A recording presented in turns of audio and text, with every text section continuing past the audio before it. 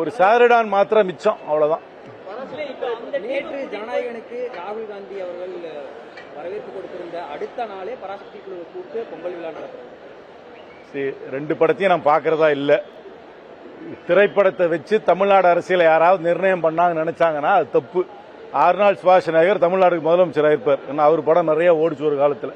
அதனால திரைப்படத்தை வச்சு நீங்க என்னமோ தமிழ்நாடு அரசியலையோ தமிழ்நாடு நரேட்டிவையோ மக்களுடைய எதிர்பார்ப்பையோ மக்களுடைய மனநிலையோ யாராவது வெளிப்படுத்தலாம் நினைச்சாங்கன்னா தமிழ்நாட்டு அரசியல் புரிதல் இல்லாமல் அவர்கள் நடந்து கொள்கிறார்கள் என்று என்னுடைய அர்த்தம். இது என்னை பொறுத்த வரைக்கும் ரெண்டுமே ஒரு கமர்ஷியல் ஆர்கனைசேஷன்ஸ் படம் எடுத்திருக்காங்க. அவர்களுக்கு லாபமோ நஷ்டம் வரதை பத்தி எனக்கு கவலை கிடையாது. இது எந்த நரேட்டிவையும் செட் பண்ண போறதில்ல. அந்த ரெண்டு படத்தையும் நான் பாக்குறதாவும் இல்லை.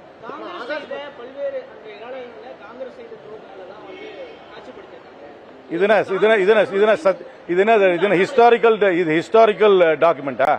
இது ஹிஸ்டாரிக்கல் டாக்குமெண்டா? திரைப்படத்தில் வர்றது ஹிஸ்டாரிக்கல் டாக்குமெண்டா? என்ன சிறந்த ஹிஸ்டாரியன்ஸ், அதாவது சரித்திரத்தை படித்தவர்கள், சரித்திரத்தில் ஆராய்ச்சி பண்ணவர்கள் இதை விளக்கி இருக்கிறார்களா? அதனால தயவு செய்து ட்ரிவியலைஸ் பண்ணாதீங்க பாலிடிக்ஸை.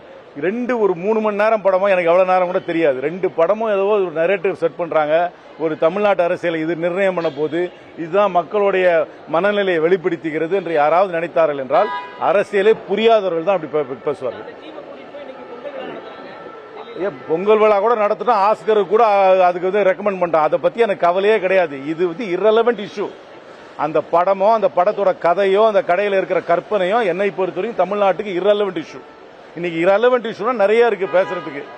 நீங்க தெருநாய் பிரச்சனை ரெலவென்ட் இஷ்யூ, ரேபீஸ்ல செத்து போறவங்க ரெலவென்ட் இஷ்யூ, ரோட்ல குப்பை வராது ரெலவென்ட் இஷ்யூ, படிச்சவனுக்கு வேலை கிடைக்காது ரெலவென்ட் இஷ்யூ, காலேஜுக்கு போற ஃபீஸ் அதிகமா இருக்கு அது ரெலவென்ட் இஷ்யூ.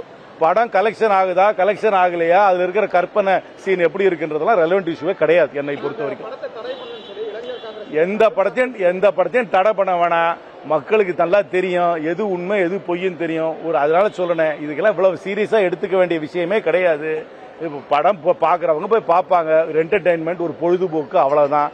அதுக்கு மேல எந்த ஒரு சீரியஸ்னஸும் இந்த 2 படத்துக்கும் கொடுக்க தேவையில்லை. நான் 2 படத்தையும் பாக்குறதாவும் இல்லை.